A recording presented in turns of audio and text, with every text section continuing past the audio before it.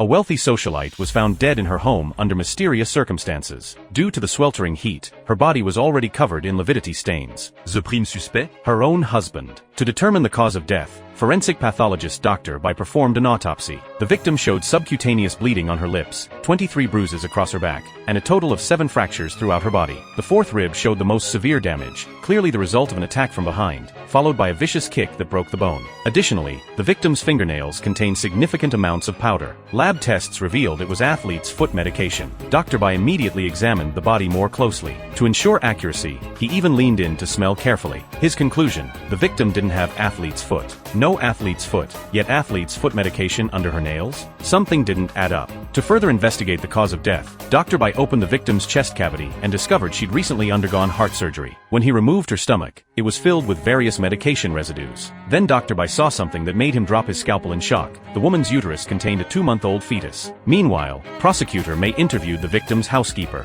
She learned that the victim had suffered long-term domestic abuse from her husband. When the medical examiner shared his autopsy findings with May, she was furious upon hearing about the pregnancy. But Dr. Bai cautioned her, sometimes even corpses can lie. Based on our current findings and evidence, we can't definitively conclude the husband killed his wife. May, however, was convinced of the husband's guilt. She immediately summoned him to the interrogation room. When May questioned him about his wife's multiple fractures, his lawyer suggested they might be self-inflicted, claiming she'd been in psychological treatment. This infuriating response was a typical legal maneuver, the kind of trick lawyers use to sidestep the law. Just as May was about to press harder, the man stopped cooperating. Suddenly, May asked, "Where's the 7-iron?" It turned out May had discovered at the crime scene that while all the other golf clubs were present, only the 7-iron was missing. She suspected the missing club was likely the murder weapon. A flicker of panic crossed the man's eyes, but he maintained his smile and said nothing. Seeing this, the lawyer promptly produced surveillance footage showing the man leaving the house that night, with his wife appearing normally at the front door. This meant she was still alive when he left. Just when everyone thought the man would walk free, May announced she was arresting and charging him. The man was taken into custody. Being the son of a business tycoon,